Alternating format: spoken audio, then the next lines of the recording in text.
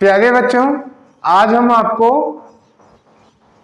विषुवत रेखा, इसका दूसरा नाम होता है भूमध्य रेखा, इंग्लिश में इसको कहते हैं इक्वेटर, यानी विषुवत रेखा या आप भूमध्य रेखा, दोनों एक ही चीज है, और इंग्लिश में इक्वेटर। इसके बारे में जो एग्जामिनेशन ओरिएंटेड टॉपिक है उसको हम आपको बताने की कोशिश करेंगे, जहां जरूरी चीजें रहेंगी उसको याद भी करवाएंगे। तो आइए देखते हैं विषुवत रेखा क्या है। सबसे पहली चीज ये है कि है क्या। तो देखिए क्या है, ग्लोब में, ग्लोब का मतलब आप जान रहे हैं, एक क्या होता है, मैप होता है जो एक बॉल सा होता है। तो उस ग्लोब में क्या करना होता है, पश्चिम से पूरब की तरफ, ध्यान दीजिएगा, अपना अर्थ जो पृथ्वी है हमारी, वो इसकी दिशा कैसी है, चक्र की स्पिन की कैसी होती है, पश्चिम से पूरब की तरफ होती है।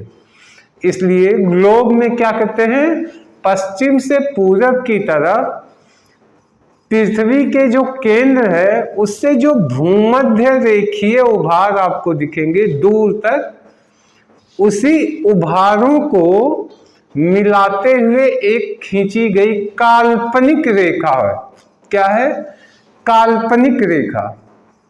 तो कोई अगर आपसे कुछ होता है कि विषुवत रेखा क्या है, तो विषुवत रेखा एक क्या है, काल्पनिक रेखा है, जो कहां से खींची गई है, पृथ्वी के केंद्र से खींची जाती है भूमध्य रेखा के उभारों के बीच में। किस दिशा से शुरू की गई है, यह रेखा पश्चिम से पूरब की तरफ शुरू की गई है। तो आशा है आपको विषुवत रेखा के बारे में ये है क्या, ये पता चल जाएगा। देखिए कभी आप दिशा का, अगर पेज पे आप दिशा देखते हो तो इसमें क्या होता है, ईस्ट, देखिए ईस्ट साइड में, आपके राइट साइड में ईस्ट, लेफ्ट साइड में वेस्ट, ऊपर की तरफ नॉर्थ और नीचे की तरफ साउथ होता है। तो क्या है, वेस्ट टू ईस्ट, यानी पश्चिम से पूरब की तरफ ये लाइन खींची जाती है। भूमध्य रेखा पे उभार, जब आप मैप देखेंगे तो आप देखिएगा भूमध्य रेखा पे छोटे छोटे उभार दिखाए गए, उसी को मिलाते हुए लाइन खींची जाती है। तो ये भूमध्य रेखा हो गया, ग्लोब पे काल्पनिक रेखा होती है। अब देखिए क्या है, भूमध्य रेखा पे खासियत क्या है कि पूरे वर्ष भर दिन और रात बराबर होते हैं।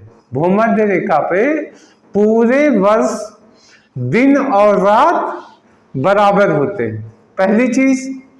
अब ये विषुवत रेखा वास्तव में करती क्या है, तो ये करती ये है कि पूरे अर्थ को, यानी पृथ्वी को, उत्तरी यानी नॉर्थ हेमीस्फीयर, साउथ हेमीस्फीयर यानी उत्तरी गोलार्ध और दक्षिण गोलार्ध में बांट देती है विषुवत रेखा।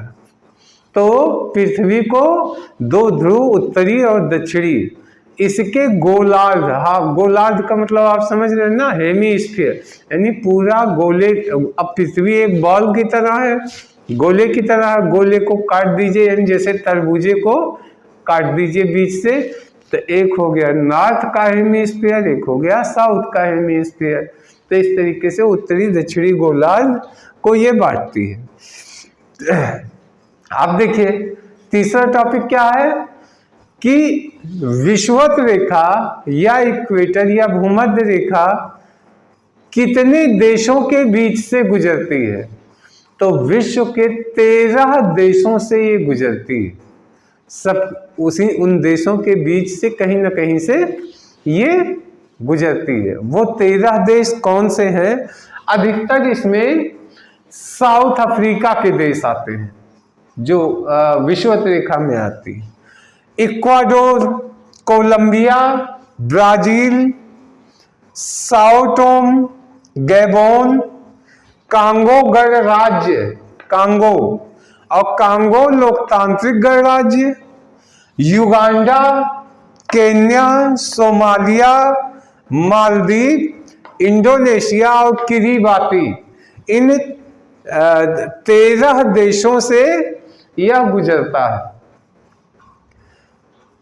इसकी लिस्ट को याद करना उतना इम्पोर्टेंट नहीं है, बस आपको एक चीज ध्यान में रखना है कि इसमें से ये इंडोनेशिया और मालदीव, ये मालदीव और इंडोनेशिया ये वास्तव में कहाँ है? अपने एशिया महाद्वीप में। और मालदीव तो भारत का पड़ोसी देश भी है। तो मालदीव और इंडोनेशिया ये दोनों क्या है? एशिया महाद्वीप को टच करते हैं। बाकी अधिकतर कौन से हैं? अफ्रीकन जो महाद्वीप के देश गुजरते हैं इससे। तो इस तरीके से विश्व, हाँ ये इंपॉर्टेंट है कि विश्व के 13 देशों से यह गुजरती है विषुवत रेखा। अब देखिए एक चीज देखिए, विषुवत रेखा का जो वहां पे अक्षांश कितने डिग्री का होता है? तो विषुवत रेखा पे अक्षांश हमेशा 0 डिग्री का होता है। मानी यहाँ पे अक्षांश कितने डिग्री का होगा? 0 डिग्री।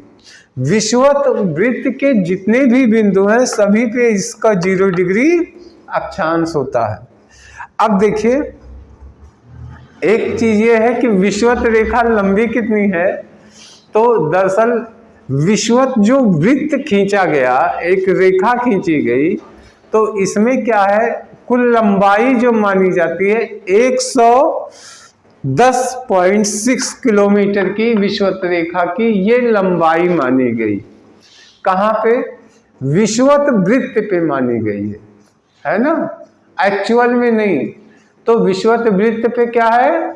110.6 किलोमीटर लंबाई है। और ध्रुवों पे इसकी लंबाई कितनी है विषुवत वृत्त की?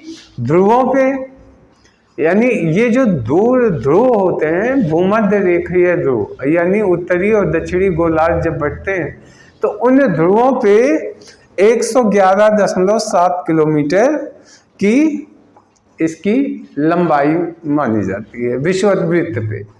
तो प्यारे बच्चों, आज का ये टॉपिक विषुवत वृत्त या भूमध्य रेखा या इक्वेटर पे आधारित था।